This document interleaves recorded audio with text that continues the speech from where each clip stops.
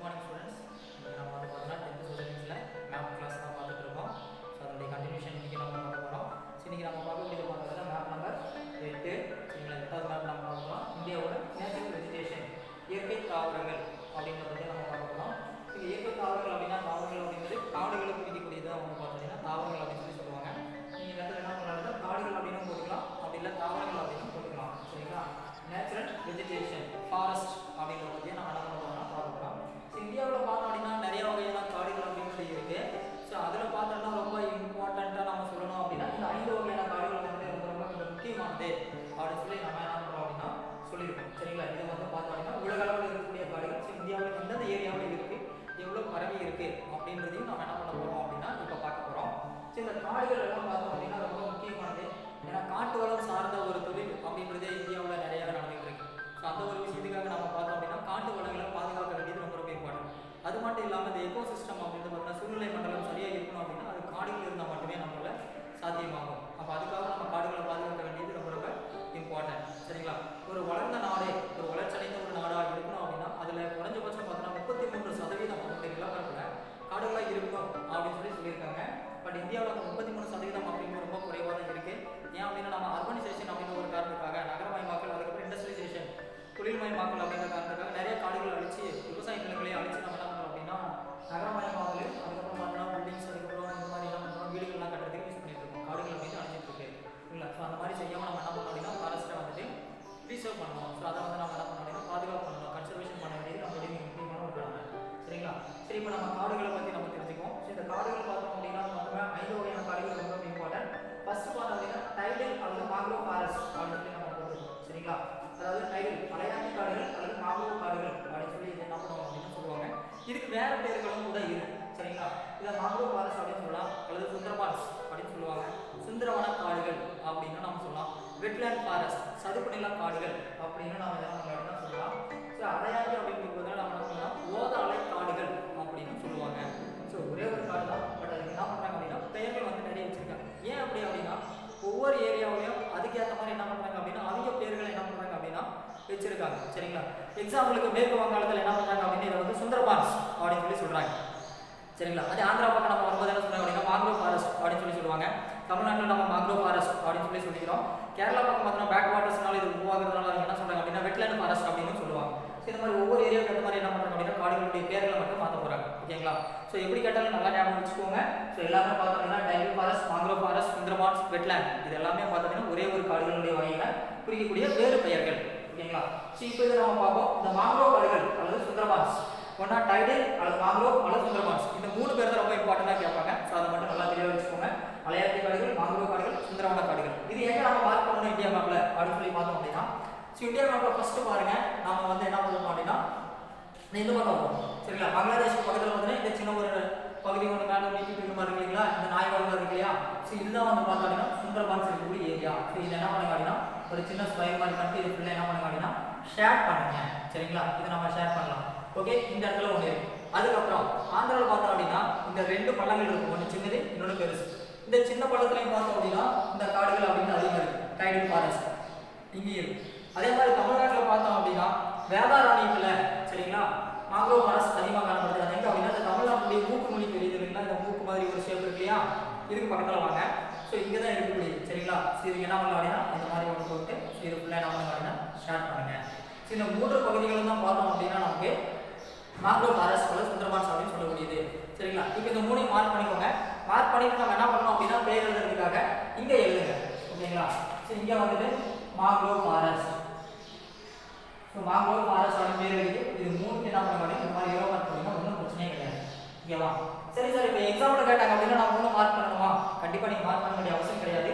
இதில் ஏதாவது ஒரு பிளேஸ் நீங்கள் மார்க் பண்ணீங்கன்னாலும் உங்களுக்கு ஓகே தான். சரிங்களா, உடனே இங்கே மார்க் பண்ணுங்க, அப்படின்னா இதை மார்க் பண்ணுங்க, அப்படின்னா தமிழ்நாட்டில் மார்க் பண்ணுங்க. ஸோ தமிழ்நாடு, ஆந்திரா, வெஸ்ட் பெங்கால் 3 இடங்கள் இருக்கு. இதில் மேற்கு வங்காளத்தில் நீங்கள் மார்க் பண்ணாலும் ஓகே, அல்லது தமிழ்நாடு மார்க் பண்ணாலும் ஓகே. உங்களுக்கு எது ஞாபகம் வருதோ அதுக்கேற்ற மாதிரி என்ன பண்ணுங்க அப்படின்னா மார்க் பண்ணுங்க. ரொம்ப ஈஸி தான். ஸோ 3ல ஏதாவது ஒன்று மட்டும் மார்க் பண்ணாலும் நம்ம போதுமானது. மார்க் வந்து கொடுத்துருவாங்க, ஒன்றும் பிரச்சனை கிடையாது. ஓகேங்களா, இது மேங்க்ரோவ் ஃபாரஸ்ட்.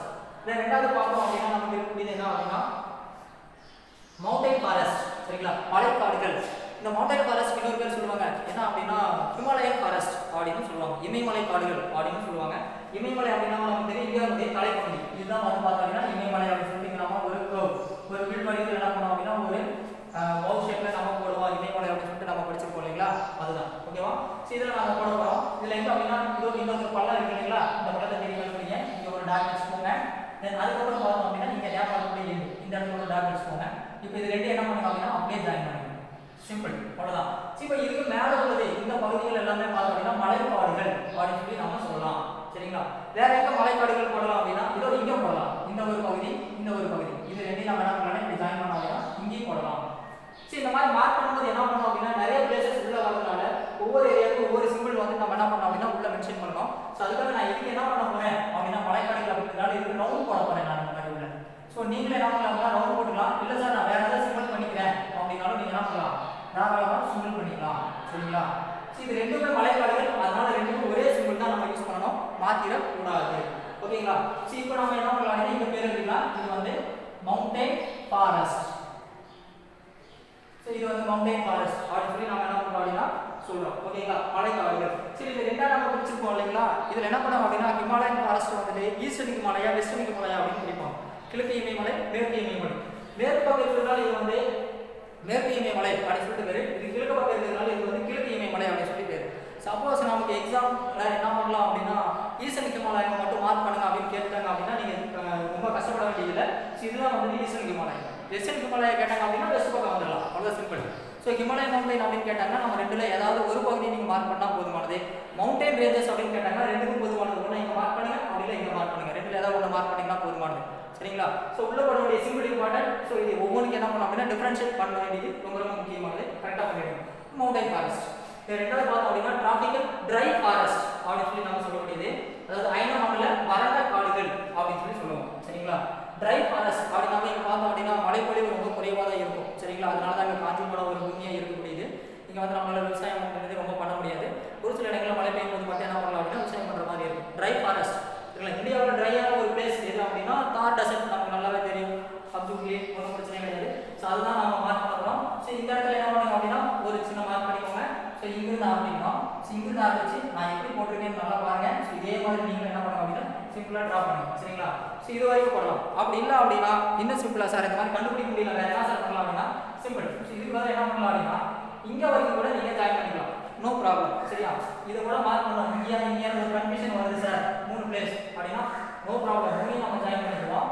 ஸோ இங்கிருந்து ஆரம்பிச்சு அப்படியே என்ன பண்ணுங்க அப்படின்னா இதை இப்படி போட்டுக்கோங்க, நோ ப்ராப்ளம். இது ஃபுல்லாகவே நம்ம என்ன பண்ணலாம் அப்படின்னா ட்ரை ஃபாரஸ்ட் அப்படின்னு தான் சொல்ல போகிறோம். ஓகேங்களா, இப்போ இதுக்குள்ளே ஏதாவது நம்ம என்ன பண்ணோம் அப்படின்னா சிம்பிள் பண்ண வேண்டியதாக இருக்கு. இதுக்காக இப்போ நான் என்ன பண்ண போகிறேன் அப்படின்னா ப்ளஸ் அப்படின்னு ஒரு சிம்பிளை யூஸ் பண்ணிக்கிறேன்.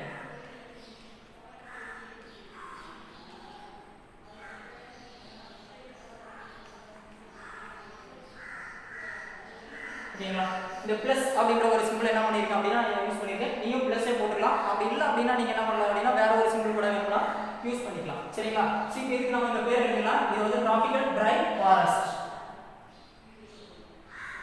ஸோ டிராபிக்கல் ட்ரை ஃபாரஸ்ட் அல்லது அயனமண்டல வறண்ட காடுகள் அப்படின்னு சொல்லிட்டு அதுக்கு பேர். ஓகேங்களா, இது மூணாவது.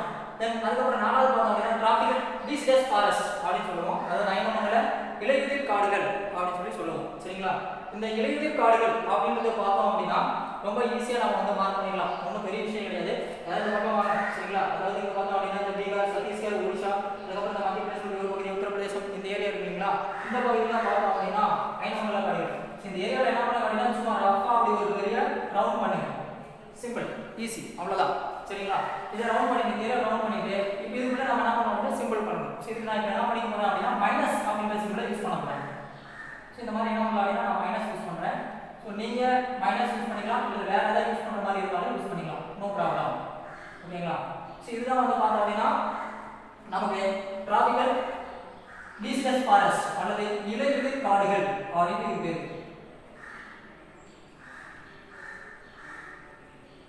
இது இலையுதிர் காடுகள் அப்படின்னு சொல்லிட்டு இதுக்கு ஏன் இலையுதிர் காடுகள் அப்படின்னு பேர் வச்சாங்க அப்படின்னா வருடம் முழுவதும் இதனுடைய இலைகள் எப்பவுமே இருக்கவே இருக்கிற மாதிரி வருடத்துல ஒரு சீசன்ல ஒரு பருவத்துல மட்டும் தன்னுடைய இலைகளை உதிர்க்கணும். அது எப்போ அப்படின்னா சம்மர் சீசன்ல. சரிங்களா, ஏன் அப்படின்னா அதனுடைய நீராவி போக்கை வந்துட்டு எவாபரேஷன் என்ன பண்ணணும் கண்ட்ரோல் பண்ணணும் அப்படின்றதுக்காக தன்னுடைய இலைகளை உதிர்க்கும். அதுக்கப்புறம் திரும்ப என்ன ஆகும் அப்படின்னா அடுத்த வசந்தகாலம் ஆரம்பிக்கும் போது மறுபடியும் இலைகள் வந்து துளிர்க்க ஆரம்பிக்கும். ஸோ அதனால இது என்ன சொல்றோம் அப்படின்னா நம்ம இலையுதிர் காடுகள் அப்படின்னு சொல்லி சொல்லுவோம். ஒரு பருவத்துல மட்டும் இது என்ன பண்ணணும் அப்படின்னா இலைகளை உதிர்க்கிறதுனால இதுக்கு இன்னொரு பேர் வச்சிருக்காங்க பருவ காடுகள் அப்படின்னு சொல்லுவாங்க. மான்சூன் ஃபாரஸ்ட் அப்படின்னு சொல்லுவாங்க. பருவகால காடுகள் அப்படின்னு இதை நம்ம அப்படின்னா நம்ம சொல்லலாம். ஓகேங்களா? இது அடுத்தது. நெக்ஸ்ட் பார்த்தோம் அப்படின்னா அஞ்சாவது வந்து டிராபிக்கல் எவர்கிரீன் ஃபாரஸ்ட் அப்படின்னு சொல்லுவோம். அயனமண்டல பசுமை மாறா காடுகள் அப்படின்னு சொல்லுவோம். இதுல பார்த்தோம் அப்படின்னா நம்ம வெஸ்டர்ன் கேட்ஸ் சரிங்களா, மேற்கு தொடர்ச்சி மலைகள் பக்கம் இருக்கக்கூடியது எல்லாமே பார்த்தோம் அப்படின்னா ஆண்டு முழுவதும் தன்னுடைய இலைகள் எல்லாமே எப்படி இருக்கும் அப்படின்னா ஒரே கிரீனாக இருக்கும், ஒரே பசுமையாகவே காணப்படும். அதனால இதுக்கு பசுமை மாறா காடுகள் அப்படின்னு சொல்லி பசுமை அப்படின்றது எப்போ மாறவே மாறாது சரிங்களா, பர்மனண்டா அதுல இருக்கக்கூடியது சரிங்களா. அதனால இதுக்கு அந்த பேர் வச்சிருக்காங்க எவர்கிரீன் ஃபாரஸ்ட். சரி, கன்னியாகுமரியிலிருந்து ஆரம்பிச்சுக்கோங்க சரிங்களா. நம்ம வெஸ்டர்ன் கேட்ஸ் போனோம் இல்லையா, அதே மாதிரியான ஷேப் தான் நான் போட போறேன். ஸோ நல்லா பார்த்துக்கோங்க. இங்கே கொண்டாந்து இது வரைக்கும் நிப்பாட்டுங்க. இந்த இடத்துல நம்ம மும்பை மார்க் பண்ணுவோம். இந்த இடத்துல இருந்து மேலும் ஒரு கும்பு மாதிரி கொண்டு போயிட்டு என்ன பண்ணுவாங்க, இதோட ஜாயின் பண்ணிக்கோங்க சரிங்களா. சரி, இந்த பகுதி தான் பார்த்தோம் அப்படின்னா நமக்கு இப்போ evergreen forest, tropical evergreen forest, அயனமண்டல பசுமை மாறா காடுகள் அப்படின்னு சொல்லுவோம். இப்போ இதுக்கு உள்ள நம்ம என்ன பண்ணோம் அப்படின்னா ஏதாவது சிம்பிள் வந்து மென்ஷன் பண்ணணும். இதுக்கு நான் என்ன பண்ண போறேன் அப்படின்னா டாட் வச்சுக்க போறேன்.